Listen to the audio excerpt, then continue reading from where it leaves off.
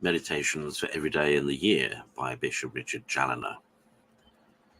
September 2nd, on poverty of spirit. Consider first that the first of the 8 Beatitudes is expressed in these words, quote, "Blessed are the poor in spirit, for theirs is the kingdom of heaven." Matthew 5, verse 2. This beatitude or happiness, which brings with it a title to the kingdom of heaven, belongs in the first place to them that are poor by condition and in effect.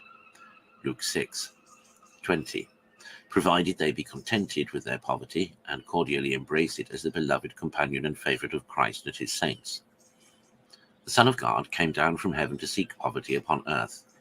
He was born in poverty, he lived in poverty, and he died in poverty.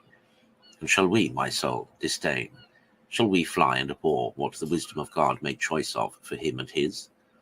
Especially since he has declared that to be poor here is the true way to be rich hereafter, and that the men of riches who have their consolation here, after they have slept out their short sleep, shall find their hands empty, whilst the poor, after their short sufferings, shall be admitted to the immense treasures of a happy eternity.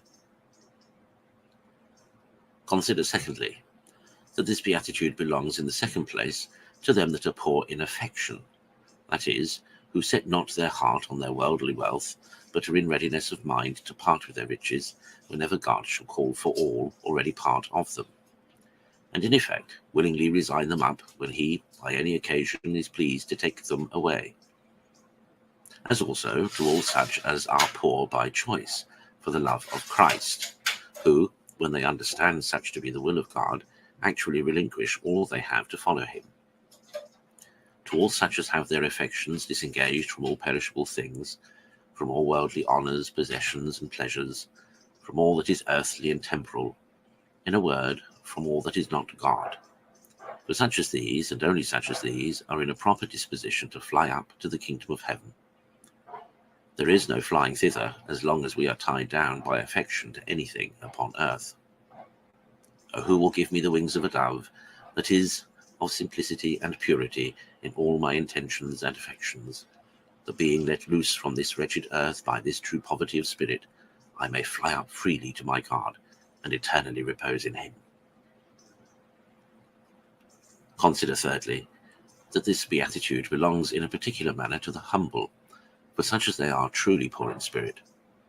For such as they have not their spirit puffed up with windy pride, nor with any conceit of any ability of their own, like him to whom it is said, Apocalypse chapter 3, verse 17, quote, "Thou sayest, I am rich and made wealthy, and I have need of nothing, and thou knowest not that thou art wretched and miserable and poor and blind and naked."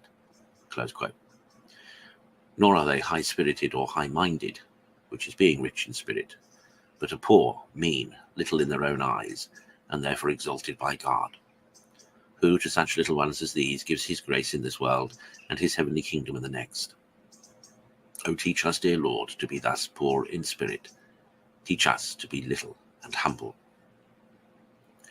Conclude to begin thy study of true wisdom by applying thyself to learn well this first lesson of poverty of spirit, especially since thy great Master expects and requires of all his disciples that they should enter into his school with a disengagement of their heart and affection, at least from everything else, that they should leave all to follow him.